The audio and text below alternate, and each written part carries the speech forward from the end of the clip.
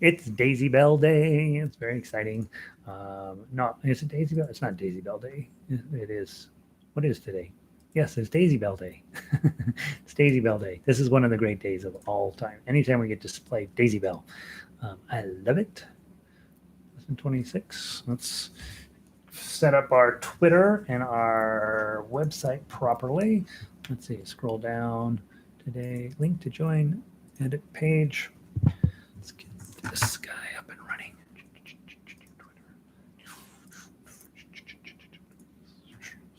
Space.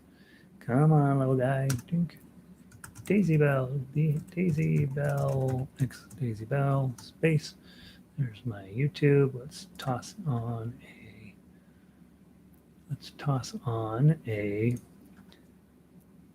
skull and crossbones on there. Okay, there's the tweet. That's the tweet.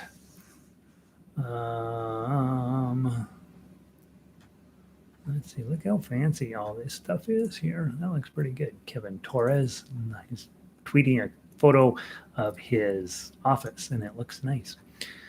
Let's put our link to join. Whoops, space, paste. That's not what I needed to do. Command, Control Z. Come back over to the broadcasting link. Where am I? Here I am. Copy. Let me go back over to the website. I'm going to get here eventually, guys. Control V. Why can't Macintosh and PC at least get worked out that agreement? Control versus Command. So dumb. All right. Back in the day, they thought one of them was going to win and the other was going to lose. That was their plan. Instead, we all lost because now it's either Control V, Command V. There's a different button on Macintosh. All right, let's see if it works. Looks like I got it. Leave page. Jolly Roger has gotten so confused, so intense that even WordPress doesn't know exactly what I'm doing. Look, he's got 2 Emmys posted there. Very nice, very fancy. All right, Kevin Torres, killing it. Let's give him a.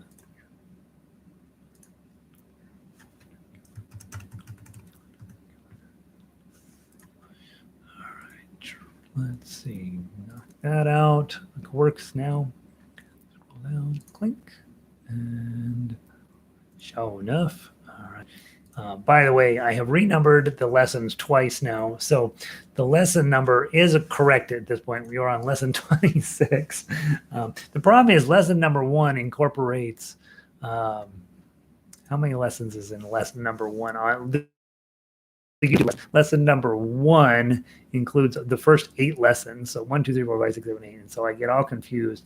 And then the concerts, our Friday concerts, are not supposed to count as lessons, but I was counting them as lessons. So anyway, this is officially lesson number 26.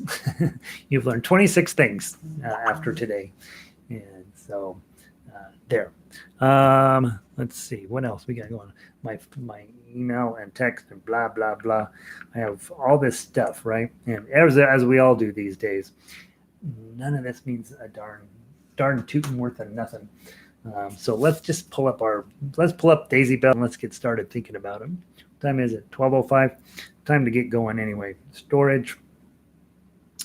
Let's start with the ukulele version of it. It's easier to talk about this from a ukulele perspective, and then we'll mix in those things that are different on baritone. But go grab your ukulele version of Daisy Bell, and that's the easiest thing to talk from. So,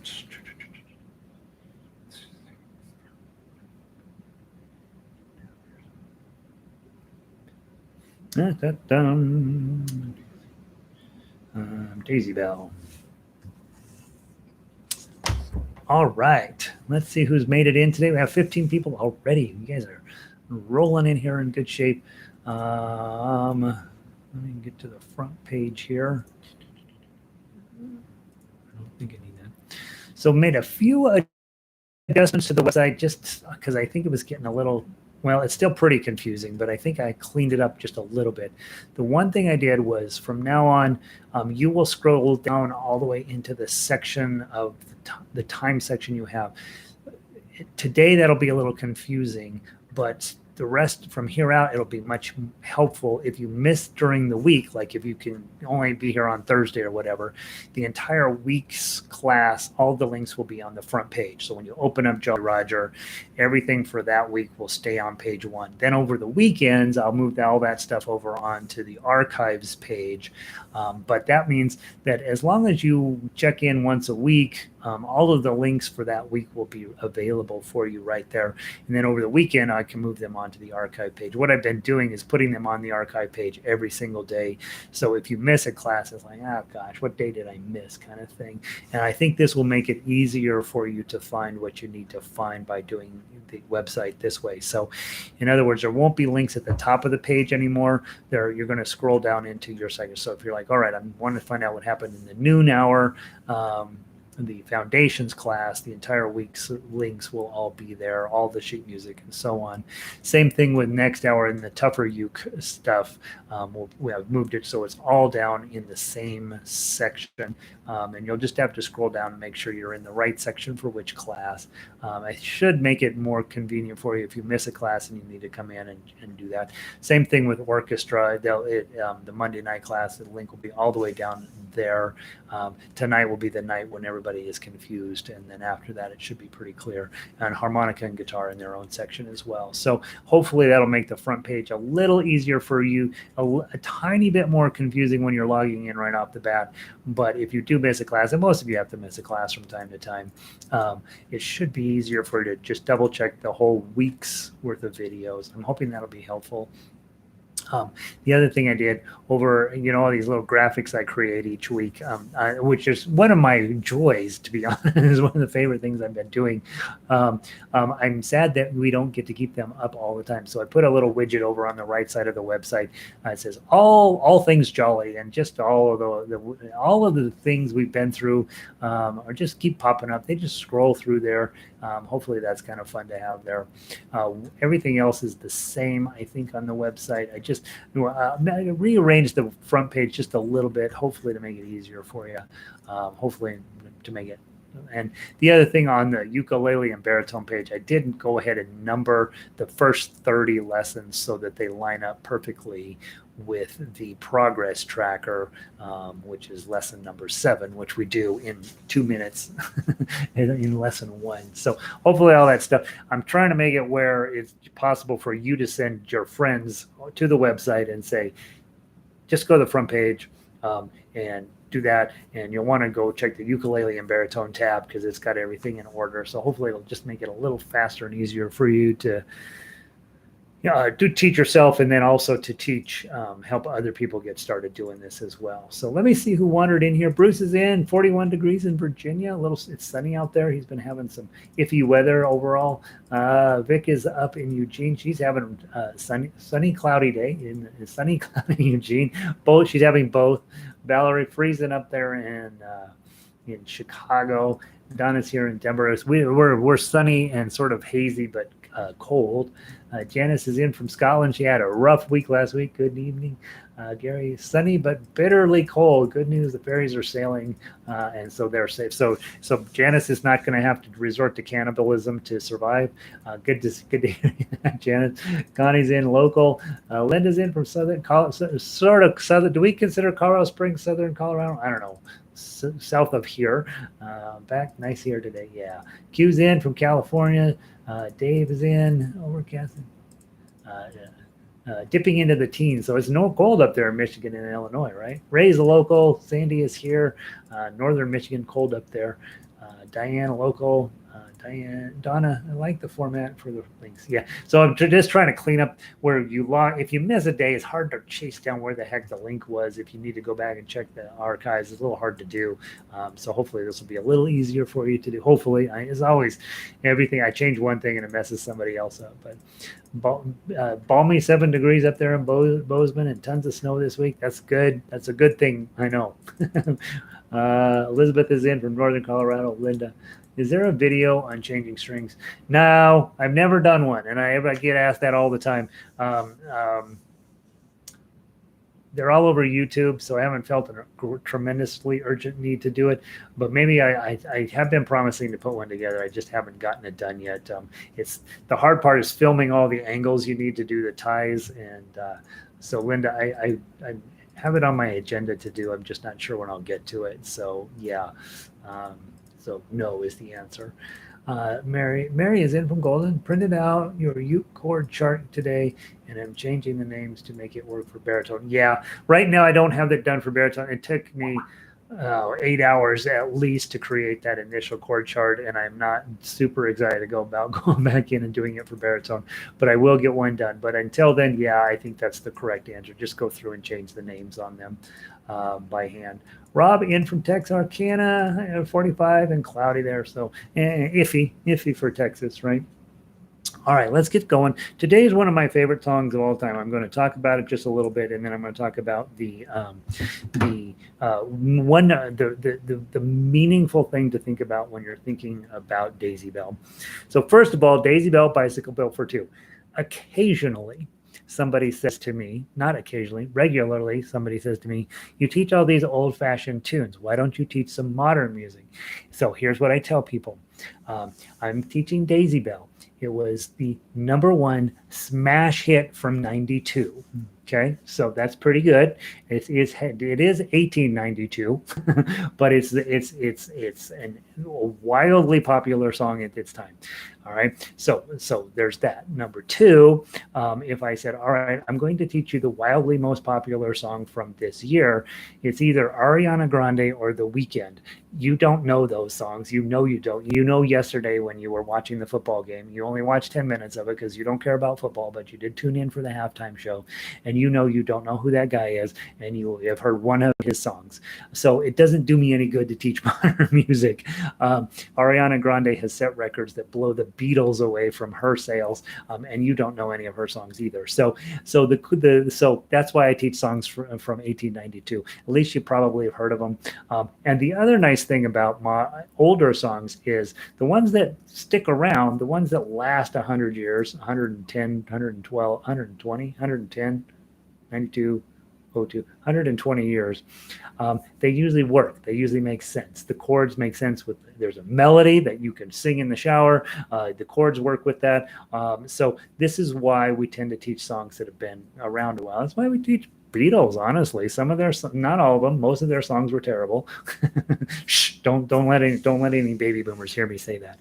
But a handful of their songs were incredible, right? And so we teach those songs, and because they make sense and they work, and there's nice melodies to them. So I teach music that has a nice melody because it really works on ukulele, and it will make you sound amazing. Do you want to sing your favorite song from college? Of course you do. Mine was Prince, Purple Rain, but it doesn't work on ukulele. It's ridiculous how little melody there is. It's all about the arrangement with modern music. And so a lot of times, a lot of the music just simply does not work. And most of it's going to be gone in a year and a half anyway. This guy, who performed in that halftime show, he may be one of those. He may end up being a Barbra Streisand, but he may also end up being a Wham or whatever, right? And we don't know. And so you can let music sort of sit around for a while until it's sort of had a chance to age well, and some of it will work and some of it won't. And I don't spend a ton of time chasing down modern tunes because you don't know them anyway. So there's that. So Bicycle Built for Two, #1 smash hit from '92, and that's why you're learning it today. Other reason you might want to know about this. #1 is sweet and romantic and very wonderful. So that's another reason to learn it. #3, you know how you go and you download a song now? You know how you do that? You go and like on our website, you go there and you're like, oh, I don't know what this song is. I'll go and I will download the MP3. Well, there had to be the first song that was you could download, right? The first song a computer sang, the first song that was ever created by a computer was, in fact, Daisy Bell. About 1970. Doesn't seem like for those of us who were alive in the 70s, you're like, well, surely it was before that. That's like last month. Early 70s, they programmed an IBM computer to sing a song, and it sang Daisy Bell. So that's the first song. Now, why that matters is one, you download songs all the time and you don't really think about the fact that if somewhere there had to be the first one and this was it. The other thing that some of you are old enough to have seen 2001: A Space Odyssey, and if you haven't ever seen it, I'm going to recommend it as a cinematic experience that you are unlikely to ever have again. Go watch it and you will see how incredibly slow it is. It is shocking how slow that movie moves. But as at the end, where the spaceman, toward the end, it's not the end, toward the end is the spaceman has to break back into the spaceship and put the computer, kill the computer, basically. And you will remember the scene where he's floating around in the red room and he's unplugging it and all these plastic things are popping up. And when he is doing that, at the last moment, as the computer is getting ready to die, he says, Dave, I want to sing you a song. And Dave says, okay. And what is this computer saying? Daisy Bell. Pause for dramatic effect. The reason is he's going back into his childhood and dying. So you're supposed to think that Hal is a real thing, going back last moment, remembering his childhood, and then dying. So it's all, tears. That's you gotta be a pretty high level nerd to know why the computer sings that, and now you have officially been indoctrinated into the high level nerd people who understand near the final scene of 2001: A Space Odyssey. Dennis just walked in. He's got no idea why we're playing Daisy Bell. He's like, why can't we play Ariana Grande? Some of you don't know who Ariana Grande is. You probably ought to. All right. You don't play Taylor Swift song either, right? Some of hers would actually work. My goddaughter she's a senior in high school now, which is shocking. But when she was about 7, she and I were working ukulele, and we'd play a lot of Taylor Swift songs. I miss those days. Now she's 17. All right, here we go. Daisy Bell. Ukulele players, you have to learn one thing here you're not going to like. And baritone players have been dealing with it since day one, so they're not going to have near as much struggle with it. B flat. Go to your second chord there. F, F, F, F, F, B flat. Okay, let's talk about B flat because it is one of those things where people quit ukulele over B flat. Don't quit over B flat. We're going to be doing lots of bar chords as instrumental players, and if this makes you sad, you welcome to the club. It made all of us sad when we met it, and let's just talk about how to build a B flat. What you're doing, you know how we did A chord on day 2. Okay, we're going to make an A chord, but we're going to use middle and ring finger. Okay, do that first. That's your A chord. Okay. Now, if we were on a piano and made an A chord, and then we moved our fingers over just a little bit, then we'd be making a B flat. So in order to do that on an ukulele, we just take our A chord, slide it up 2 frets, or slide it up a fret, basically, both of them together, and then you're going to add your bar on. Okay, now you have a B flat. It's that simple, right? Just take your A chord, use the wrong fingers, middle and ring, put your bar on, slide it up, bar in 1, middle finger in 2, ring finger up on 3. Okay, yours probably sounds like this. Okay, that's probably what it sounds like, right? You doing that? My I'm reading over the microphone and the peaking hit, so it sounds terrible, right? You squeeze hard as you can, comes in, still getting a bad note there. Okay, let's talk about how to fix some of this. Okay, I want you to use a full bar when you're playing B flat because in a while we're going to be playing a C, and we're going to be playing a D. Okay, and those are going to be normal chords that we play as instrumental players. So I want you to use a full bar, partly because sometimes we're going to be playing this, and sometimes we're going to be moving this finger down, and sometimes we're going to move this finger down, and sometimes we're going to put a pinky here. Okay, so we're going to be using all of those shapes, and it's just easier if you just do it with a full bar all the time. It's just going to be better for you down the road to use a full bar for everything. When you need a bar, not for everything. There's a couple chord shapes where we don't use a bar chord. There are bar chords that we don't use a bar on. But for the most part, most bar chords, if you just put a bar on, that's what I want you to do. Also, I need you to accept the fact that sometimes it's going to sound terrible. Okay, I've been playing this instrument almost 20 years now, and I still have plenty of times when when that happens. Okay, it's usually because I'm being lazy and not particularly detail oriented to get it clean, and it's also because I don't care. This instrument sounds pretty darn cool when you get after it and you're not holding everything down.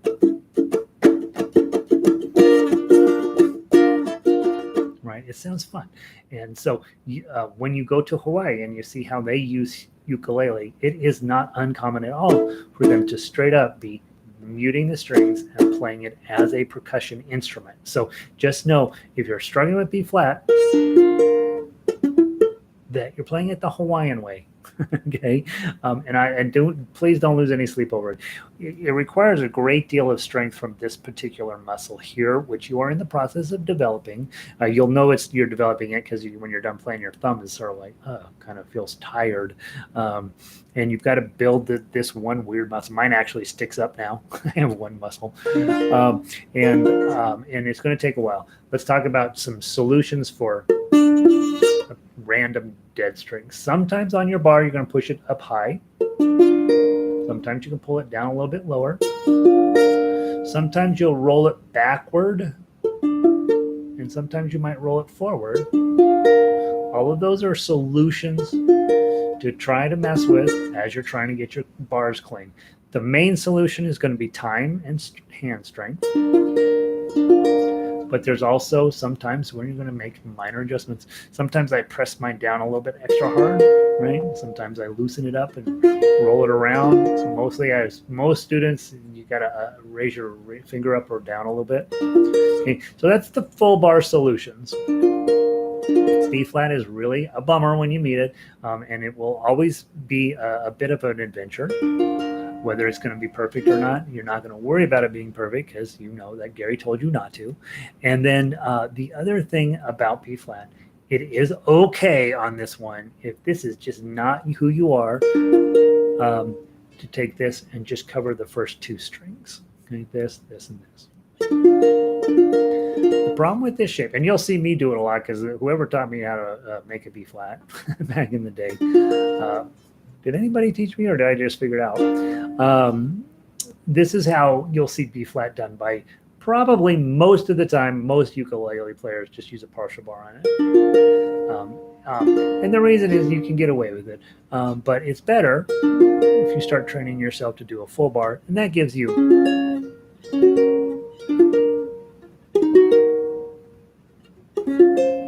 it gives you an opportunity to do all these other bar chords without moving your bar. And those of you guys that have had some guitar in your background and you know your capo, you clip it on, right?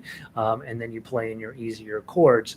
On ukulele, we don't really do that. If you're a singer, there is an argument that could potentially be made for you using a capo, but you're not in this class, right? You are over at one of the other teachers who's teaching you how to sing songs, and they will sometimes use a capo to get it into the exact same key as the original, which doesn't make any sense, but that's what they do.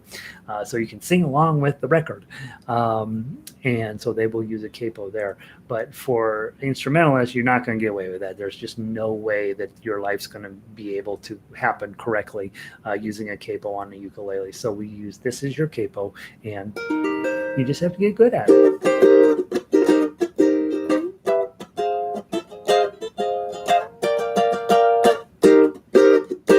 Okay, that's the one thing that I do tell people.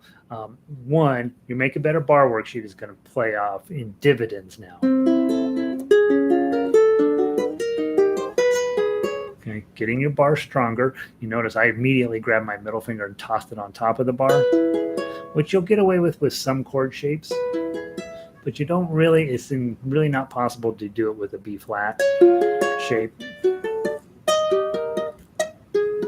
So you're just going to be working on getting it stronger. Be patient with yourself. Know that you're going to have that a lot. It's going to be part of what playing ukulele is about. I no longer notice myself doing it because I don't really care about it. But I do think, you know, if you're getting ready to record an album, then you probably want to get them great. But until then, get them close, move on. So there's your B flat. Okay, so let's run through the rest of the chords on this piece of paper. And for baritone players, you guys know you've been doing that shape as your F chord all along. So you've had to deal with it already, probably already starting to come around. That's your F chord. Okay, but let's talk just about these chord shapes, and then we'll talk about baritone, the baritone version of this, which is in the key of C. Okay, so this shape, F or C for baritone. Okay, B flat, partial bar or full bar. Okay, next one C7, G7 for baritone, and then D minor. Put this shape on your F chord or your C shape, depending on which instrument you're on. Remember, D minor, I notice a lot of times our next level players struggle with, oh, what's D minor? It's just an F chord with your ring finger tucked under there. Okay, same thing for baritone players. Here's your F, here's your C. Okay, your A minor is just tuck your ring finger under there. Okay, you got a G7 or a D7 here.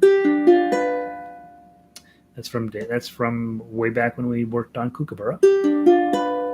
And then C7. And that's it. That's all your chords in the whole song. So let's go through. We'll sing the ukulele version first, and then we'll play the melody, then we'll play the tough uke, and then we'll go back through and do the same thing on baritone. Okay, so grab your F chord. Okay, also with this tune, we're used to hearing it as Daisy, Daisy, give me your answer too, which is fine. It's a cool way. But I arranged this where you actually have to count. Okay, this is another musical thing where it's arranged specifically to make you think. Okay, so you're going to think 1, 2, 3, 1, 2, 3, 1, 2, 3, 1, 2, 3. This is a waltz song. Heavy note, 2, 3, heavy, 2, 3, 2, 3. Pa, pa, pa, pa, pa, pa. Raindrops on roses. Right? That's a waltz time. 2, 3. Daisy, Daisy. 2, 3. Give me your answer. 1, 2, 3. 1, 2, 3. So that's what you're working on there, is making sure beat 1, 2, and 3 are all happening, and that you're not rushing ahead. Okay, let the sheet music direct you in this case. Okay, grab your chords. 1, 2, 3. Daisy, Daisy, give me your answer. 2, 3. 1, 2, 3. I'm half crazy, all for the love of you. 2, 3. 1, 2. It won't be a stylish marriage. 3, 1, 2. I can't afford a carriage. 3, 1, 2. But you'll look sweet upon the seat of a bicycle built for 2.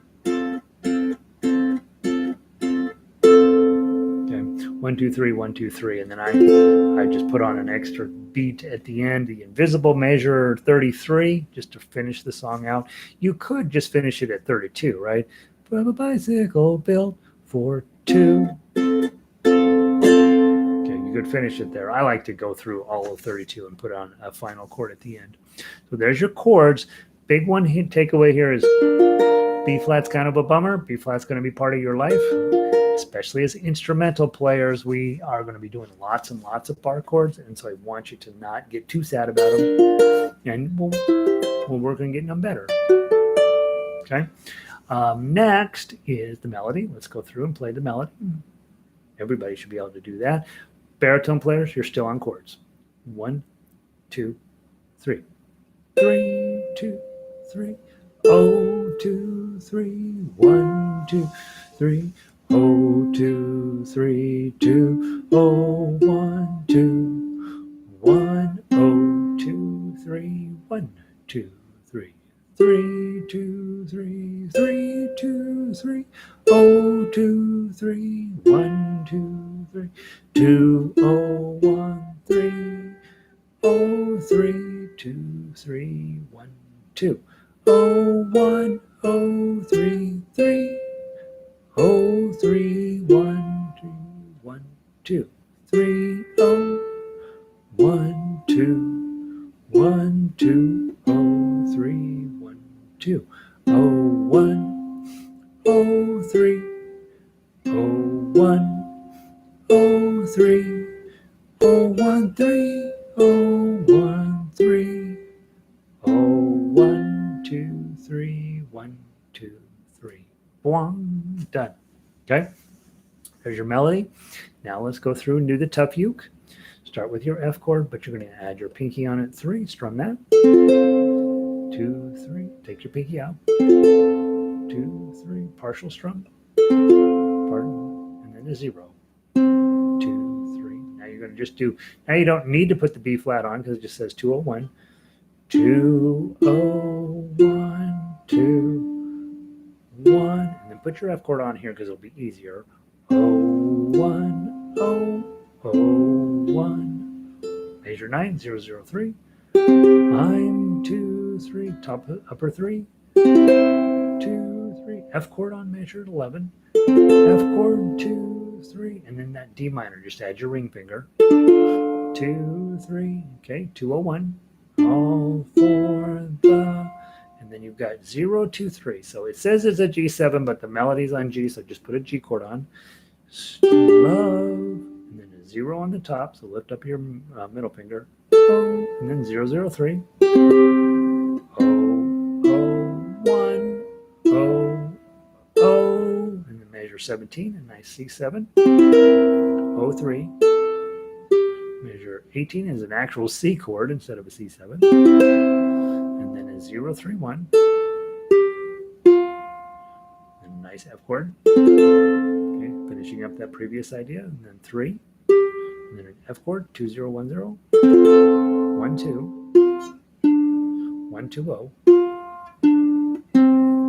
Okay, nice strum. Hit a 0. Hit a 0. 0 0 3. Hit a 0. 2 0 1. That's an F chord. 0 0 3. 0 1 very quickly. F chord with your pinky. No pinky. 3 strings. 0 0 3. Hit the 0. F chord. And then 5 5 5 8. There's that famous bar that just shows up. Okay, and that's the high F. So this is your low F, and this is your high F. Okay, same chord, just high octave up. Play it together. 1 2 3. 3 2 3 2 3 2 3.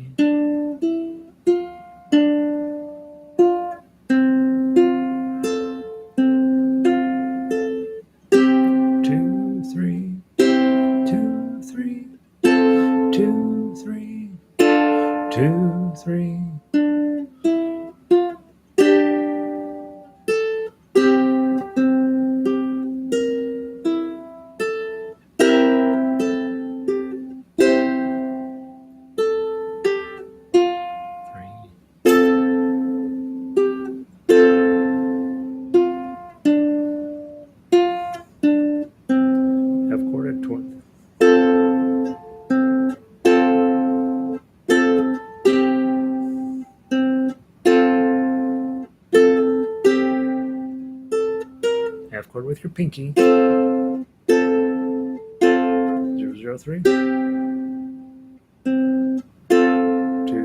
3.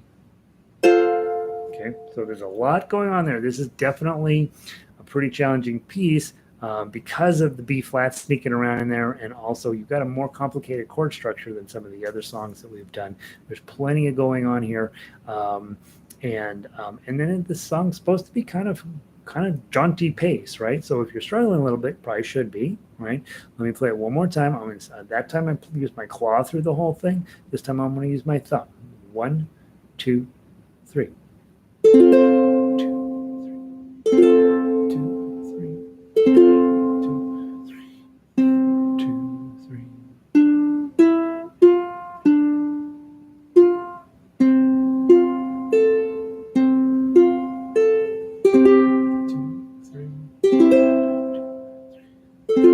2, 3. 2, 2.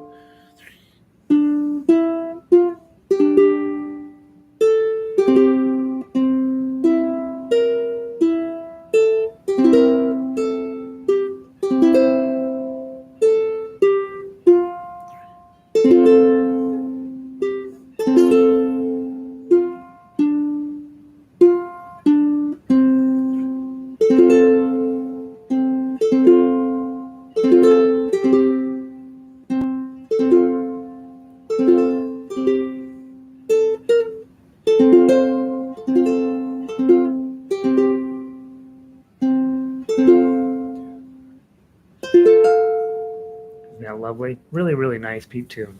And it all fits together very nicely, except you got that B flat hanging around there. But you notice the tough uke sort of arranged around the B flat where you don't even end up making it. And that'll happen a lot where sometimes the tough uke is actually easier to play than the chords. And so, yeah, don't be surprised when that happens because it's one of the natures of playing instrumental music is sometimes you end up with a little bit easier job to do than the chord people. All right, now let's switch over to the Daisy Bell baritone version, and then we'll be out of here. Okay, so the Daisy Bell baritone version, of course, you guys in ukulele have been in the key of F. Daisy Bell people or baritone people are now in the key of C, which makes for being a ukulele accompanist rather pleasant, right? Because now for ukulele, you're playing your C chord, your F chord, your G7 chord, your A minor chord, and so on. I'm sorry, your A minor is right here. So you actually have your easier chords to play through this section. Okay, so don't pay attention to the grid sheets, just pay attention to the name of the chord and play that. Baritone players, let's check your chords. Let's sing it one time through. 1, 2, 3. Daisy, Daisy. F chord. Give me your answer due. I'm half crazy, all for the love of you. It won't be a stylish marriage. 1, 2. I can't afford a carriage. 3, 1, 2, 3. But you'll look sweet upon the seat of a bicycle built for two. Okay, so just regular C. You notice down in the tough uke, you got your high C. Okay, and you'll use that when we get there. Let's play the melody. Ukulele player, stay with your chords. I did mention D7, right? These two here. It's just like a G chord, except they're up here and there's no ring finger. That's your G7, D7 shape. All right, from the top, a melody only for baritones, ukuleles. You're backing me up as chords. 1, 2, 3. 2, 3, oh, 2, 3, 1, 2, 3, oh, 2, 3, 2, oh, 1, 2, 2, 3, 1, 2, 3, 2, 3, 2, 3, 2, 3, 2, 3.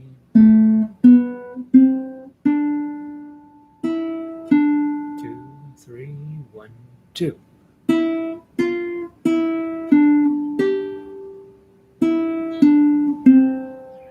1, 2.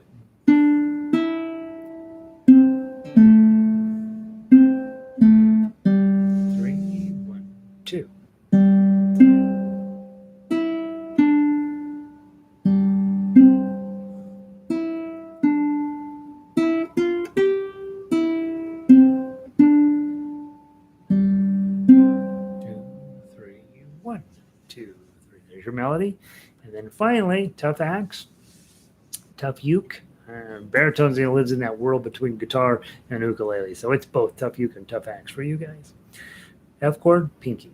Okay, same exact shapes as we use on ukulele. Ukulele player, stick with your chords. Play along with me. 1, 2, 3. 2, 3. 2, 3. 2, 3. 2, 3. 2,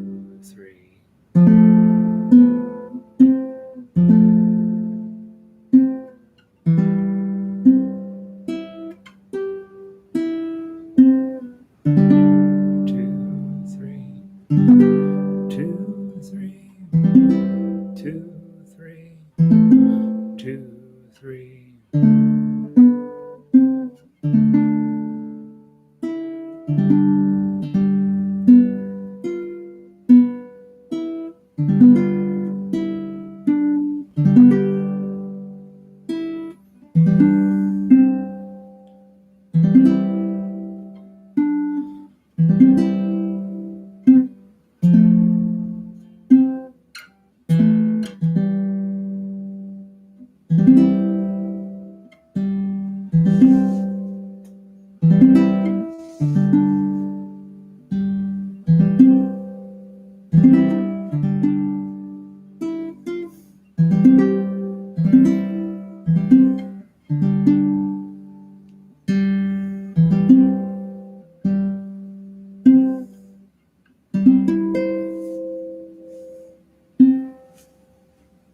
Isn't that pretty?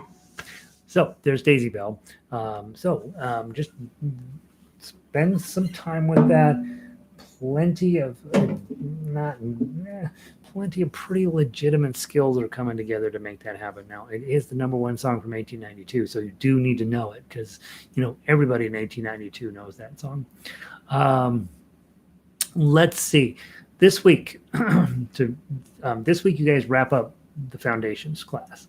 So Daisy Bell, hopefully that's coming along for you. Hopefully most of the stuff is making sense in there. Tomorrow we do our last arpeggio. It's the key of F arpeggio, and along with the key of C arpeggio for baritone. So that brings you full circle and that tomorrow's arpeggio is by far the hardest of the 3 that you do in the foundations class. So you might want to pull it up, take a look at it today. Next up on Wednesday, I'm shorting you one day this week. So on Wednesday, we will play Aloha Oi. You might want to go listen to the MP3 if you don't know that song. You probably know it if you are old enough to remember Elvis. He played it in Blue Hawaii. But otherwise, go listen to the MP3 of it. And then everybody knows Scarborough Fair pretty much. So are you going to Scarborough Fair? They would do that nice Simon and Garfunkel tune. It's much older than Simon and Garfunkel by a little bit. And so we'll do that, both of those songs on the same day. So that day will be kind of busy. And then Thursday will be our last day of the week. So on Thursday, we'll play through everything. So by Thursday, you want to play Daisy Bell, the key of F arpeggio, Aloha Oi, and Scarborough Fair. And also know this last week is designed purposely to double check that everything we've been through is starting to sink in. This is hard stuff. Everything that we're doing this week is on par with everything that we will be doing in books 2 and going forward. So if you are struggling, you should be. It makes perfect sense that you are. If you're feeling like I'm struggling, but I know what I'm supposed to do, getting my body to do it is different, then you're probably in about the right place to be thinking about, what, I've gotten what he's been teaching in foundations, ready to move on into the tougher class in the 1 o'clock hour. But if you're struggling a lot, shoot, just make plans now to continue on. We take this class a second, sometimes even a third time makes sense, because this is hard stuff. And so you should know if you're struggling, that would make sense to me. If you're not struggling, you probably have previous music experience in some manner. Goes through everything here makes sense, ready to move on to the tougher class. And so that's where we're at. And so I hope you guys are having a wonderful day. And obviously questions, comments, or concerns.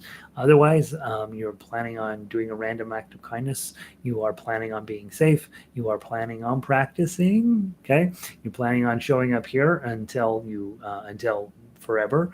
And if you're logged in, if you wouldn't mind subscribing and liking the